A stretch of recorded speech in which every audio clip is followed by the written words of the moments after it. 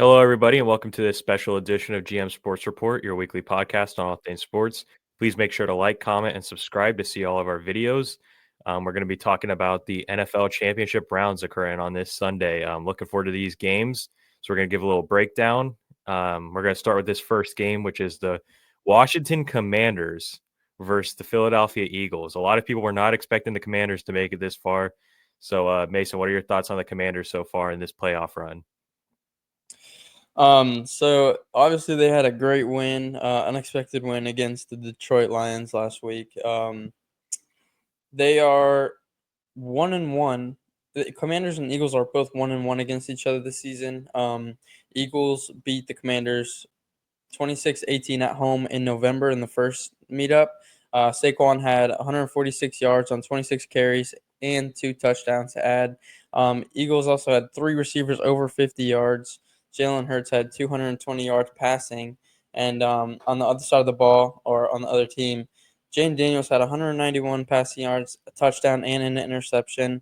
Eckler was the receiving leader that game with 89 yards and nothing too crazy from the run game. Had 93 total yards and 63 rushing yards from Brian Robertson Jr. And in the second matchup, the Eagles lost to the Commanders in Washington, 36-33. Hurts was out this game. I think he was dealing with the concussion or the head injury. Kenny Pickett came in, threw for 143 yards, touchdown and an interception. And again, Saquon had 150 yards on 29 carries with 2 touchdowns. Again, AJ Brown had 97 yards and a touchdown as well. Jane Daniels had 97 yards. Or Jane Daniels had 258 passing yards and 5 touchdowns and 2 interceptions. So he had a pretty good and bad game. And then he had an 81 rushing yards on the ground. So I think there's a lot that kind of goes into this game. Definitely, if you're the Commanders in this situation, you need to limit Saquon. He's been running all over you all season. 2 straight games with around like over 150 yards. Just are about 150 yards. So you really just need to limit that. And he's had 2 touchdowns each game. And then AJ Brown, he's going to be probably a big factor in this game too. Just need to keep pressure on Jalen Hurts. So yeah, and then it's been a home field advantage kind of playoffs this season so far. Eagles need to prevent Daniels from escaping the pocket because as we all know, he's a great runner. And need to play a tight zone to prevent Ertz. The Eagles do to get open in the middle of the field, and also need to limit McLaurin to a minimum. So yeah, I think it's going to be a pretty good game. Both games have been great this season. I think Eagles will beat the Commanders 28-24. I really think the edge they have is the home field advantage. Um, so yeah, I mean I expect a pretty good game. Yeah, when you're reading off all those stats and stuff, it's pretty obvious what the common denominator is, and that's Saquon Barkley. And Absolutely. it's no secret that that's going to be their game plan to win. I mean, you look at last week when they beat the Rams. Saquon Barkley had 26 carries for 205 yards and 2 touchdowns, and Jalen Hurts only had 128 passing yards. So they're heavily going to Yeah. lean into the run game. And like you said, they've had success against the Commanders this year with Saquon Barkley. So that's going to be their key to winning. And to be fair, if Saquon's done what he's done so far to the Commanders and what he's done so far in the playoffs, it should be an easy win for the Eagles. Not discrediting the Commanders at all. They've had an incredible run, No. but I just don't think he can handle Saquon Barkley. And then when you try to focus on Saquon Barkley, you got guys like A.J. Brown and Devontae Smith ready to make a big play on the receiving end. So it's a tricky situation. The Eagles are a very talented team, but I do just want to shout out the Commanders. They've looked absolutely phenomenal. And like you said, the last time they played the Eagles, they're coming off that 5 touchdown win, and it was a thriller. Although Hmm. Kenny Pickett was in the game for the Eagles, but this is a whole He nother didn't play topic. bad. Exactly, he didn't play bad, and Right. let's be for real. Is Jalen Hurts like that guy at quarterback? He makes that much of a difference? I don't think so, but I digress. That's a different No. topic. Um, No. so with the momentum that the Commanders have, anything is possible. I mean, this is a playoff football game. It's one game. It's not a series like in baseball or basketball. Like, this is one game, and the Commanders need to be on their A game. They came out and shocked the world against the Detroit Lions last week. So who's to say they can't shock the world again? And as far as the home field advantage stuff goes, the Commanders won their 2 playoff games on the road this year. So Yeah, maybe they can do it one more time. It's against a division rival, so stakes are a little bit higher. But absolutely. beat Tampa in Tampa, beat Detroit, who was probably the Super Bowl favorites before being knocked out in Detroit. So, maybe they can silence that narrative.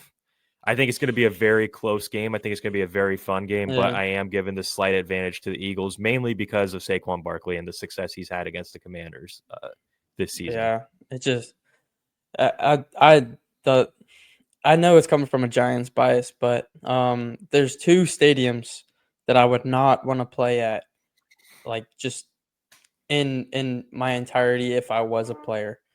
And that would be the 2 stadiums that are playing at this weekend, Arrowhead Mm-hmm. and Philly, Lincoln Memorial. I would not want to play at either of those. Just the crowd shows up. Not to say that other teams don't, but with the success these 2 teams have been having in the past couple seasons, they're hungry. They want some more, accolades to their teams to be able to brag about and stuff like that. And we all know how Philly fans are just in general. They're pretty ruthless, and they're pretty diehard for their team. So I think the atmosphere will be insane as it was last weekend. Not to say that Detroit wasn't either. Um, I just I think that the division rivalry kind of adds a little more spice to it all. So yeah, I'm really interested to watch this game. I'm glad that it's the first one up. Yeah, and then also one more thing, besides Terry McLaurin, because that's got to be like your main offensive weapon. Who's the other guy you would like to see the Commanders kind of utilize to be able to try to beat the Eagles? Shoot, Diami Brown, I think his name Mm-hmm. is. Yep. He was the receiver that's kind of showed up these past 2 weeks in the playoffs. He's been a pretty reliable target, I'd say. I think, if I'm not mistaken, I think he had 2 touchdowns last week. He did Or maybe it not, was the but he week. did. He did lead the team in receiving yards this last week with 88 Yeah, I or 98. I do Sorry, remember 98 that. yards. Okay. Yeah. I just remember he's definitely been on the come up, and for a guy like that to be able to kind of not shadow necessarily, but to be able to team up and make a little bit of a tandem, and kind of be like an underdog on that receiving core. I think him and Brian Robertson Jr. will Hmm. obviously be a big factor. If they just need to get the run game going. Yeah. So yeah. Yeah, I was also going to say Diami Brown, but another person that seems to always make a costly or not costly, capitalize in play is Zach Ertz. He seems to always make a big play when it's needed. Oh yeah. So I expect Yeah. them to look his way on like those 4th and short situations they like to go for, or Mhm. they're on the goal line and they need the pass. He's like a good big target to throw to, so I expect them to utilize him. And like you said, Brian Robinson Yeah. Jr. coming off a pretty good week, 15 carries, 77 yards, and 2 touchdowns. They're going to need a joint effort from everyone. There's not one player that they can stick this on. Like the Eagles have that Yeah. advantage in that way. They can just throw this game on Saquon Barkley's shoulders and he can take you there. But Absolutely. unfortunately, the Commanders are going to need a joint effort, which they have been doing. They did it against the Lions Yeah. last They've week, been and they've winning. done it against the Yep. Buccaneers. So this really could end in an upset. I don't want to keep discrediting the Commanders because I said they were going to lose to the Buccaneers and I said Yeah. they were going to lose to Detroit, obviously, and they shocked the world. So I think I'm Yep. just going to go into this game with the expectation of having some fun and watching this game play Mhm. out, and we'll go from there. Could you also see it kind of being a big sway of a favor towards Eagles? Say if they get a little bit momentum and offense can't get working on the Commander side, could you see it kind of getting out of hand? Oh yeah, 100%. Because Yeah. let's face it, if Eagles get a lead, like a 2 possession lead, they're chewing clock the rest of the game. Like those possessions are going to Yeah. be long, Yeah. hard possessions because they have the ability to do that. They're Yeah. going to just be force feeding Saquon Barkley if they get a lead, and I see it very hard for the Commanders to get the ball back with time So yeah, it Mhm. could get out of hand. Then Commanders definitely need to strike first. That's for sure. Yeah. All right. Well, we're looking forward to that game. It's going to be a fun one. Here's a game that I'm not looking much forward to. I know you're probably looking forward to it because you don't really have beef with these teams. Mhm. But as a Dolphins fan, I'm not looking forward to this, and that is the Kansas City Chiefs versus the Buffalo Bills. Yeah, what are your thoughts on this game? I mean, they've played each other once this season, and this is Kansas City's only real loss. They lost Mhm. to who do the Broncos in the last week of the season, but they sat everybody. Mahomes had 196 passing yards, 3 touchdowns, but 2 interceptions, and Kareem Hunt had 60 yards on the ground. Worthy had 60 yards in the air and a touchdown. Allen had 262 passing yards, a touchdown, and an interception, and 55 yards on the ground with another touchdown. And then Cook had 20 yards with 2 touchdowns, and then Khalil Shakur had 70 yards. So it was not really any kind of fireworks as far as stat wise. I think I think another thing is that it's going to be kind of like a home field advantage. It's just the Chiefs. They I'm not gonna say they use the refs, but they definitely use what they have to their disposal. They Chiefs need to utilize Travis Kelsey the same way they've been doing this postseason. Just getting open in the middle. They need to establish the run game to open up the pass in general, because we saw against Houston that once they kind of ran the ball a little bit and started opening up the field, they were able to get Kelsey down the middle at almost every play. And they have a somewhat healthy receiver core. The only really big, they have 2 receivers that are out. I think it's Hardman and Rasheed Rice. But they have Hollywood Brown. They have DeAndre Hopkins, Xavier Worthy. They have Kelsey. So I mean, they're pretty healthy on the receiver side. And the Bills, they have a lot of things they need to focus on. They need to prevent Travis Kelsey from getting open. He did it. I can't stress this enough. He did it the whole time against Houston. They need to rely on the pass game. The Chiefs' defensive line is it's got one big name that kind of everyone knows, and that's Chris Jones. But the guys around him are just as deadly. Um, and it's probably one of the most explosive D lines that you've never heard of. And Allen does a great job spreading the ball around. He doesn't have 2 huge names of names at receiver. Khalil Shakur has kind of been the biggest name that we've seen this season. So if he can kind of spread that ball around like he does, I think that'll be a big factor. And defensively, they need to limit explosive plays, because once Chiefs get momentum, they're not going to let it go. So yeah, just Mahomes, you can't ever, doubt what he can do. I know he's kind of had a bit of an off season as compared to what he's used to, but definitely need to limit what he can do. I think the Chiefs will beat the Bills 24-21. Chiefs haven't had too big of points this season. I don't think they've scored over 28 points all season. So Yeah, my thing is, I know the Chiefs' defensive line is really good, but I don't think that means the Bills aren't going to be able to run the football effectively. I mean, last week, Houston, when they did run the football, it worked for them. Joe Mixon had 18 carries for 88 yards and a touchdown, averaging 4.9 yards per carry. And CJ Stroud went 6 carries for 42 yards. And Josh Allen is a much better scrambler than CJ Stroud is. And James Cook is a much better running back than Joe Mixon is at this point.